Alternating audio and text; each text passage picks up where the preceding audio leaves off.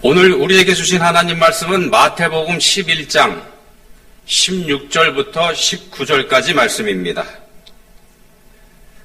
한 목소리로 읽겠습니다. 이 세대를 무엇으로 비유할까? 비유하건대 아이들이 장터에 앉아 제 동물을 불러 이르되 우리가 너희를 향하여 피리를 불어도 너희가 춤추지 않고 우리가 슬피 울어도 너희가 가슴을 치지 아니하였다 함과 같도다. 요한이 와서 먹지도 않고 마시지도 아니하매 그들이 말하기를 귀신이 들렸다 하더니 인자는 와서 먹고 마심에 말하기를 보라 먹기를 탐하고 포도주를 즐기는 사람이요 세리와 죄인의 친구로다 하니 지혜는 그 행한 일로 인하여 옳다함을 얻느니라. 아멘. 한 상담 전문가가 불행한 부부의 공통점이라는 제목의 칼럼을 썼습니다. 이 상담 경험이 굉장히 많은 전문가입니다. 불행한 부부의 공통점, 결혼 생활이 행복하지 않게 된 이유에 대해서 쓴 건데 몇 가지로 분석을 했습니다. 첫 번째 이유는 뭐냐면요, 가장 많이 드러나는, 그러니까 사이가 좋지 않은 부부관계에서 가장 많이 드러나는 특징, 첫 번째는 나는 옳고 너는 틀렸다, 이런 생각을 서로 하고 있다는 겁니다. 문제의 원인이 상대방에게 있다 하고 서로 주장합니다. 저 사람만 달라지면 우리 가정이 행복해진다, 이런 생각을 가지고 있는 게 첫 번째 특징이라고 합니다. 두 번째 특징은요, 서로 간의 의사소통이 잘 되지 않는다는 겁니다. 이 사람은 아라고 얘기했는데 저 사람은 어라고 알아들어 버립니다. 상대방이 한 말을 자기가 가공해버리든지 아니면은 또 저런 얘기한다 라고 하면서 지레 자기 방어에 들어가는 거죠. 그리고 미리 역공을 합니다. 문제를 해결하려고 하기보다는 자기 방어, 책임 떠넘기기, 여기에 능해서 서로 감정적 상처만 주더라는 겁니다. 이 두 번째 특징이고요. 세 번째 공통점은 원가족에게서 심리적으로나 경제적으로 독립하여 있지 못하다. 심리적으로나 경제적으로. 원가족으로부터. 원가족이라는 게 뭐냐면요, 일종의 출신 배경을 얘기하는 건데, 여자에게는 친정, 남자에게는 친가. 이게 원가족에 해당되는 겁니다. 두 사람이 만나서 가정을 이루었지만, 그럼에도 불구하고 이 원가족과의 연결고리가 너무 든든해서 심각한 문제를 낳기도 합니다. 자, 부부간에 사용하지 말아야 될 표현 중에 이런 거 있죠. 너네 집은 왜? 당신 어머니는 왜? 이런 표현들이요. 이런 것도 있지 않습니까? 그런데 불행한 부부들이 가지고 있는 네 번째 특징, 뭐냐면은 함께 시간을 보내면서 함께 즐거워하는 시간이 너무 적다. 함께 시간을 보내면서 함께 즐거워하는 시간이 너무 적다. 없는 경우도 있겠죠. 자, 테레사 수녀, 우리가 아는 테레사 수녀, 이분이 기도를 꽤 많이 했었던 모양입니다. 한번 어떤 사람이 이분에게 물어봤습니다. 기도할 때 뭐라고 하십니까? 그랬더니 테레사 수녀가 하는 대답이 이런 대답을 했습니다. 나는 기도할 때 말하지 않고 듣습니다. 주님이 내게 말씀하신 걸 들으려고 합니다. 이 얘기를 듣고 질문한 사람이 다시 또 질문을 합니다. 그럼 주님이 뭐라고 하시던가요? 뭐라고 하실지 우리도 궁금하지 않습니까? 테레사 수녀가 이런 대답을 합니다. 주님도 들으십니다. 하나님도 함께 들으신답니다. 나만 듣는 게 아니고. 이 대답 여러분 어떻게 들리시나 모르겠습니다. 말장난처럼 들리지는 않으시는지. 자, 솔로몬이 왕이 되고 나서요, 기브온 산당에서 하나님께 1천 번제를 드리지 않습니까? 1000마리의 번제를 드렸을 때 그때 하나님이 솔로몬에게 나타나셨습니다. 이렇게 말씀하십니다. 내가 내게 무엇을 줄고 너는 구하라. 이에 대한 솔로몬의 대답이 이랬지 않습니까? 듣는 마음을 종에게 주사 주의 백성을 재판하여 선악을 분별하게 하옵소서.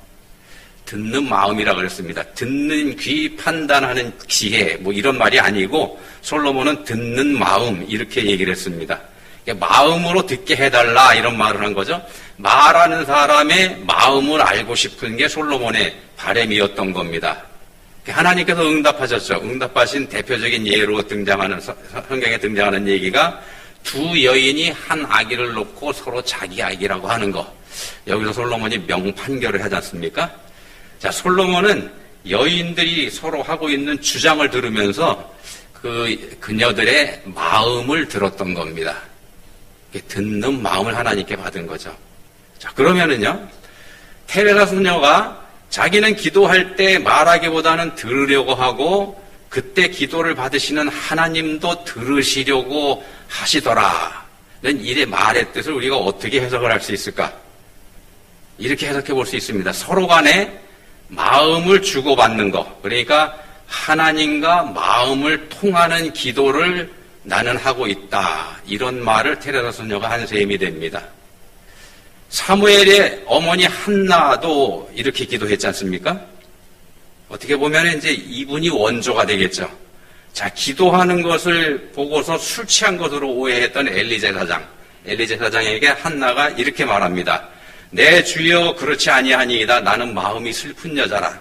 포도주나 독주를 마신 것이 아니요 여호와 앞에 내 심정을 통한 것뿐이오니. 여호와 앞에 내 심정을 통한 것뿐이오니. 그러니까 하나님과 마음을 통하는 기도를 드렸다. 이렇게 고백을 합니다. 이런 기도를 하고 난 이후에 한나, 아이를 낳지 못하는 불행한 삶에서 벗어나게 되지 않습니까? 사무엘을 얻게 됐고 거기에 또 세 아들과 두 딸을 낳게 됩니다. 하나님과 마음을 통했을 때 이런 결과가 나왔습니다. 자, 하나님과 마음을 통하는 것, 어떨까요? 얼마나 어려운 일일까요? 앞에서 소개해드린 불행한 부부 사이의 불통, 아라고 얘기를 하는데 어라고 알아듣는 이런 부부들이 다시 통할 수 있는 그 일하고 우리가 하나님과 통하는 일하고 어떤 쪽이 더 어려운 걸까? 어떻게 생각하십니까? 오늘 본문 말씀은요, 2세대라는 말로 시작을 합니다. 2세대. 단순하게 보면은요, 2000년 전 예수님께서 사셨던 그 시대를 말하는 것 같습니다만 넓은 의미에서 보면 예수님께서 다시 이 땅에 오시는 재림까지의 기간, 그러니까 초림에서 재림까지의 기간, 이 기간을 뜻한다고 보는 게 맞을 것 같습니다. 그래서 우리가 살고 있는 지금 이 세대 또한 본문에서 예수님께서 말씀하신 이 세대의 범주 안에 들어갑니다. 그 안에 있습니다. 근데 여기서 말씀하시는 이 세대가 어떤 세대냐 하면 무관심한 세대고 서로 무시하는 세대입니다. 생각이 서로 다른 불일치의 시대. 본문에서 그걸 말씀합니다. 아이들이 피리를 불면서 잔치놀이 하자, 결혼식 놀이 하자, 이렇게 다른 아이들을 부르고 있지만 정작 부름을 받은 아이들은 멀뚱멀뚱 쳐다보기만 합니다. 반응이 없습니다. 무시하는 거죠. 관심 없다는 겁니다. 그랬더니 부른 아이들이 다시 그럼 이번에 결혼식 놀이 싫어 그러면 우리 장례식 놀이 해볼까 하면서 곡하는 흉내를 냅니다. 이스라엘 장례도 우리처럼 곡을 합니다. 그 흉내를 내는데 그래도 여전히 멀뚱멀뚱하더라는 겁니다. 이것도 싫고 저것도 싫고 지독한 무관심, 철저한 무시, 이걸 보여주는 겁니다. 그러니까 도대체 마음을 주지 않는 것, 마음을 닫아버렸기 때문에 이런 현상이 나타난 거죠. 이 세대가 그런 특징을 가졌다고 예수님께서 말씀을 하시는 겁니다. 자, 금욕 생활을 하고 있는 침례 요한에게는 귀신이 들렸다고 해버리고 또 예수님처럼 사람을 가리지 않고 교제하는 분에게는 탐욕에 빠진 술꾼이다 이렇게 얘기해버립니다. 사실상 자기 모순이죠. 자기 모순입니다. 이 사람은 이렇게 얘기하고 저 사람은 저렇게 얘기하고 자, 비난을 위한 비난을 하다 보니까 이런 자기 모순에 빠지기도 합니다. 요즘 정치판하고 똑같지 않습니까? 에리 프롬, 우리가 아는 사람 있죠? 사랑의 기술. 그래서 이런 말을 합니다. 사랑한다고 하는 건 단순한 감정만이 아니다. 그것은 결심이고 판단이며 약속이다. 사랑이라고 하는 건 단순한 감정이 아니고 결심이고 판단이고 약속이다. 마음을 열어야 된다. 이런 말이기도 합니다. 사랑하기 위해서는 감정에만 의지해서는 안 된다. 우린 얘기하죠. 감정이 생기지 않는데 어떻게 사랑해요? 이렇게 얘기하는데 그렇게 따질 일 아니라는 겁니다.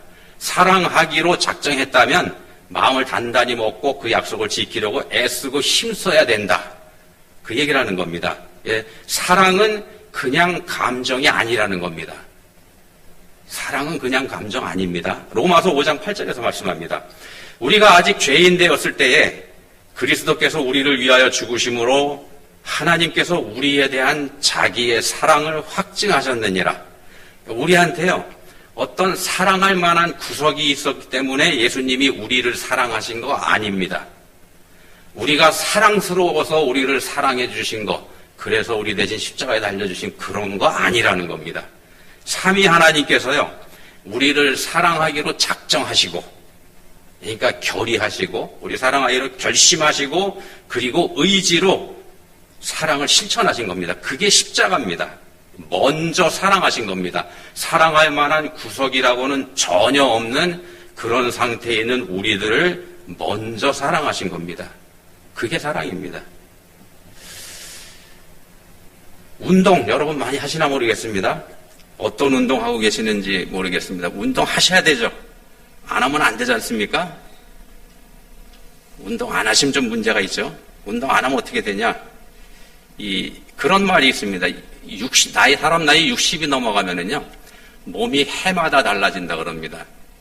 70이 넘어가면 철마다 달라지고요. 80이 넘어가면 다달이 달라지고, 90이 넘어가면 나날이 달라지고, 100이 넘어가면 어떻게 될까요? 시시로 달라지고. 근데요, 운동하지 않으면 이게 더 빨라진다는 겁니다. 운동하셔야 됩니다. 운동 중에서 제일 어려운 운동이 뭘까요? 뭐라고 생각하십니까? 예? 맞아요. 어떻게 하세요? 숨쉬기 운동이 제일 어렵다고 그럽니다. 숨쉬기 운동, 이게 자동으로 되는데 그게 왜 어려운가? 하나도 어려운 게 없는데, 이 말이 맞는 말이기도 합니다만 틀린 말이기도 하다 그럽니다. 호흡기 질환을 연구하는 의사들은 숨쉬기만 제대로 해도 어지간한 병에서 벗어날 수 있다 얘기합니다. 어지간한 병에서 벗어날 수 있다. 이렇게 지금 제가 말씀드렸는데, 사실은 이분들 중에서 제가 쓴 글을 봤는데 어지간한 병이 아니고 모든 질병에서 해방될 수 있다 이렇게 적어놨어요. 근데 제가 보기에 좀 과장된 것 같아가지고 좀 어지간한 병이라 좀 바꿔서 말씀드리는 겁니다. 숨쉬기만 잘해도 모든 질병에서 해방될 수 있다 이렇게 주장을 합니다. 호흡기 질환 연구하는 의사가. 자, 우리는 숨을 가슴으로 쉬죠. 가슴으로. 이제 폐로 호흡을 하지 않습니까? 근데 폐에 근육 없습니다. 폐에 근육 없습니다. 자기 혼자서 폐가 못 움직인다는 겁니다. 그럼 그 폐가 어떻게 움직이는가? 횡격막을 비롯한 그 주변에 있는 근육들이 대신 움직여주는 거죠. 그래서 이 폐를 부풀려주기도 하고 오그라들어서 바람을 빼기도 하고 이렇게 해줍니다. 그러니까 우리가 의식하지 않아도 그게 자동으로 되죠. 자동으로 되기 때문에 우리가 쉽게 생각한다고 하는데, 근데 그냥 그런 호흡, 이 생물적인 호흡만 한다 그러면 그건 짐승의 숨이지 사람의 숨이 아니다. 이렇게 말하는 사람들이 있습니다. 그렇게 숨쉬는 건 짐승의 숨이라는 겁니다. 호흡, 이거 한자어지 않습니까? 호는 숨을 내쉬는 것 뜻합니다. 흡은 들이마시는 것. 그래서 내쉴 호, 들이마실 흡 이런 정도로 풀이가 되는데 내쉬는 게 먼저입니다. 호가 먼저 나오죠. 내쉬고 그 다음에 들이마시는 겁니다. 먼저 잘 내쉬어야 잘 들이마실 수 있다. 이런 뜻이 되는 겁니다. 그래서 호흡의 포인트는요, 숨을 내쉬는 데 있습니다. 우리 거꾸로 생각을 하죠. 공기 맑은 숲에 살면 맑은 공기 때문에 어지간한 병이 치료가 됩니다. 실제로 치료가 됩니다. 치료가 됩니다만 사실은요, 우리가 맑은 공기를 들여 마셨기 때문에 그러는 게 아니고 우리 마음에 쌓여있는 아픔과 분노, 이걸 호흡을 통해서 밖으로 배출해 버렸기 때문에 치료가 된다는 겁니다. 그래서 호흡에도 우리의 의지가 필요하다, 이 말씀 드리는 겁니다. 호흡에도 우리의 의지가 필요하다. 자동으로 그냥 되는 건데. 자, 우리의 정신, 우리의 영혼이 몸과 함께 호흡해야 된다는 겁니다. 우리의 정신과 우리의 영혼이 몸으로만 아니고 정신이 함께 숨 쉬는 것, 그게 제대로 된 숨쉬기 운동이라는 겁니다. 그게 사람의 숨입니다. 정신과 영혼으로 함께 숨 쉬는 것, 그게 사람의 숨입니다. 호흡, 이게 내쉬는 게 먼저, 들여 마시는 게 나중이다 이렇게 말씀드렸습니다. 근데 사람들이 우리 이제 거꾸로 이해를 하고 있죠. 좋은 공기 들이마시면 내 몸이 깨끗해진다. 이렇게 얘기를 하는데 사실은 세상의 욕심과 욕망으로 오염된 우리의 정신과 영혼, 이걸 먼저 비워버려야, 이걸 먼저 비워버리는 그런 호흡을 해야 그 호흡이 짐승의 숨이 아닌 인생의 숨이 될 수 있다는 겁니다. 그래서 숨은 쉼이 되기도 합니다. 예수님 말씀하셨죠. 수고하고 무거운 짐진 자들아 다 내게로 오라. 내가 너희를 쉬게 하리라. 인생의 숨은요, 먼저 비우는 겁니다. 먼저 비우는 게 인생의 숨입니다. 그러니까 먼저 비우면, 그러니까 인생의 짐을 주님께 맡겨드리면 주님의 은혜가 그때 빈 내 자리로 임하시게 됩니다. 나를 새롭게 만드는 거죠. 호흡 전문가들은요, 하루에 30분 정도만 올바른 방법으로 제대로 된 숨쉬기를 하면 건강이 보장된다, 이런 얘기를 합니다. 하루에 30분만. 근데 그렇지만 우리 몸은 영의 지배를 받고 있죠.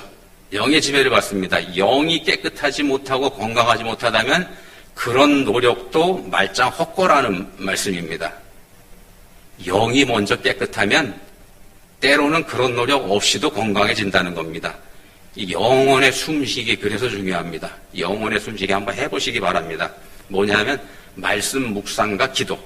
자, 몸은 이성의 지배를 받고요, 이성은 영의 지배를 받게 되어 있습니다.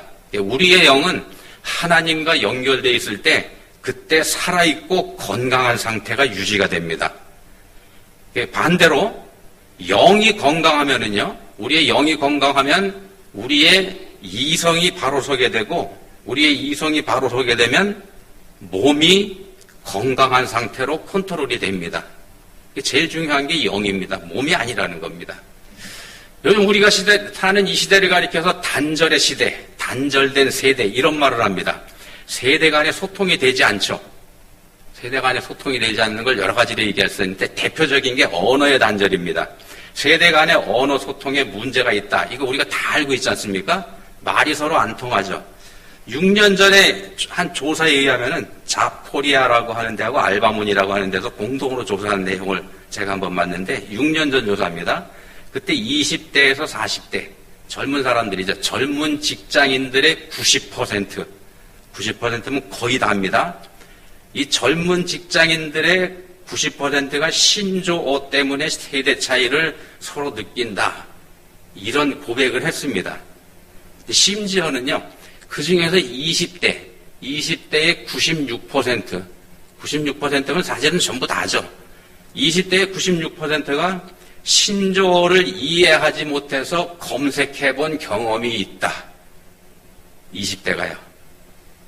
이제 서로 소통에 문제를 겪는다 이거죠.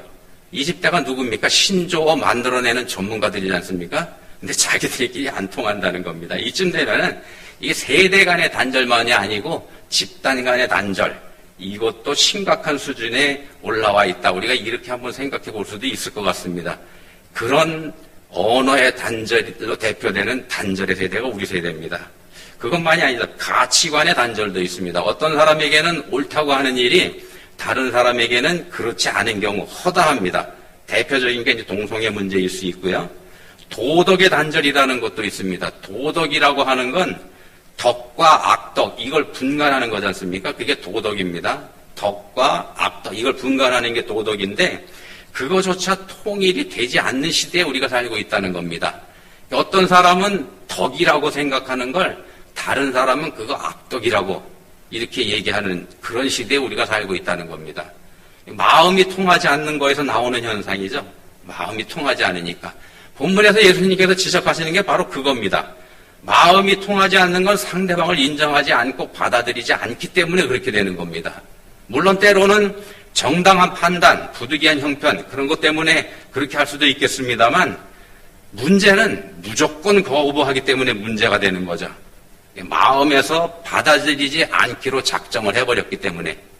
마음에서 작정을 해버리면은요, 어떻게든지 그 거부할 핑계는 만들어낼 만한 능력이 우리한테 다 있습니다. 핑계는 다 만들어낼 수 있습니다. 자, 본문에서 주님은 그걸 지적하고 계십니다. 지극히 절제된 삶을 살고 있는 침례 요한을 가리켜서는 사람이 어떻게 그럴 수 있냐면서 귀신이 들렸다고 해버리고, 또 사람들과 잘 어울리시는 예수님을 향해서는 그래가지고서 어떻게 특별한 사람이 될 수 있겠냐고 하면서 트집을 잡습니다. 앞에서 말씀드린 것처럼 자기 모순에 빠져 있죠. 나는 마음이 온유하고 겸손하니 나의 명예를 메고 내게 배우라. 그리하면 너희 마음이 쉼을 얻으리니 이는 내 멍에는 쉽고 내 짐은 가벼움이라. 우리가 살펴보는 본문 말씀이 마태복음 11장입니다. 우리가 16절부터 19절까지 말씀을 보고 있는데 이 11장의 마지막 구절을 제가 읽어드렸습니다. 본문이 포함된 11장의 결론인 셈입니다. 마지막 구절이니까는요.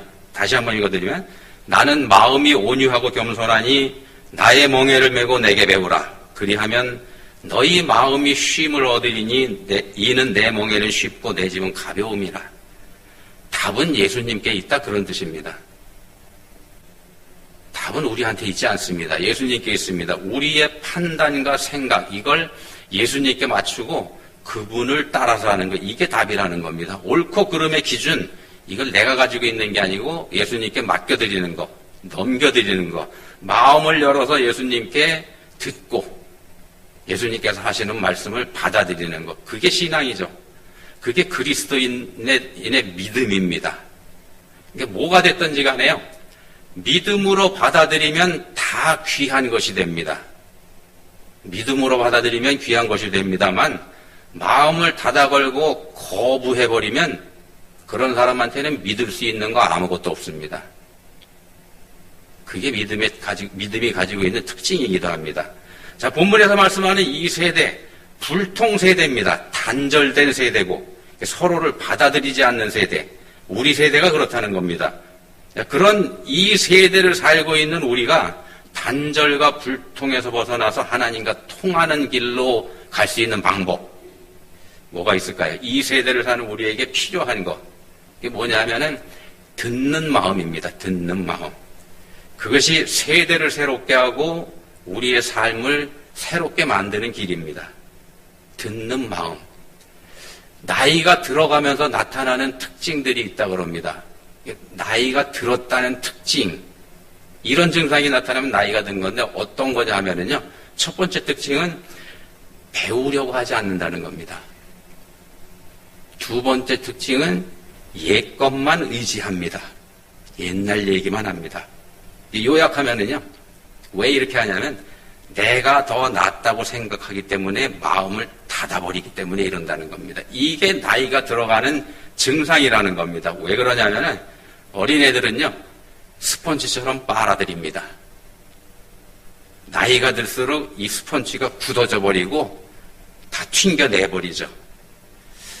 성경에서 이 세대, 본문에 등장하는 이 세대라는 말을 가장 많이 사용한 분이 바로 예수님입니다. 본문에서도 예수님께서 사용하시죠. 대부분 본문에서처럼 부정적인 의미로 사용을 하셨더랬습니다. 이 세대, 하나님 보시기에 타락한 세대고 소망이 없는 세대입니다. 예수님께서 말씀하시는 이 세대가 그런 특징을 가지고 있습니다. 그렇지만 그런 세대 속에도 소망도 있고 희망도 있습니다. 성경에서 이 세대라는 단어가 맨 먼저 등장하는 게 어디냐면은 창세기 7장 1절입니다. 뭐라고 되어 있는가 하면은요, 여호와께서 노아에게 이르시되 너와 내 온 집은 방주로 들어가라. 이 세대에서 네가 내 앞에 의로움을 내가 보았습니다. 자, 심판받을 세대 속에 살고 있는 노아와 그의 가족들에게 하나님께서 구원을 선포하시는 말씀이죠. 이 세대에서 내가 내 앞에 의로움을 내가 보았음이니라. 노아가 의롭다 이런 말씀하시는 건데, 그럼 노아의 의로움이 뭘까요?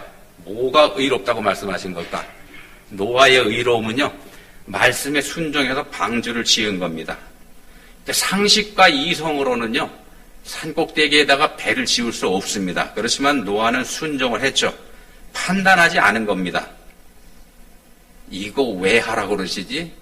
내가 정신이 나간 거 아니야? 이런 판단 안 했다는 겁니다. 그냥 말씀을 받아들인 거. 그게 노아의 의로움입니다. 노아가 의롭다고 인정받은 이유가 그거고, 그게 노아와 가족들의 구원의 근거가 됐습니다. 예수 그리스도께로 우리가 마음을 열면 비록 타락한 세대 속에서 우리가 살고 있다고 할지라도 거기에서 구원의 길이 열립니다. 그러니까 말씀이신 예수님께 듣는 것, 그게 답입니다. 내 생각에는 이라고 말하지 않는 겁니다. 기도하시겠습니다.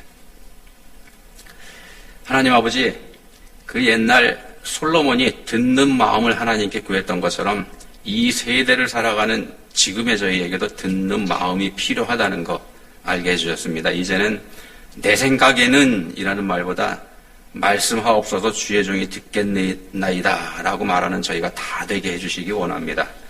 예수님 이름으로 기도드립니다. 아멘.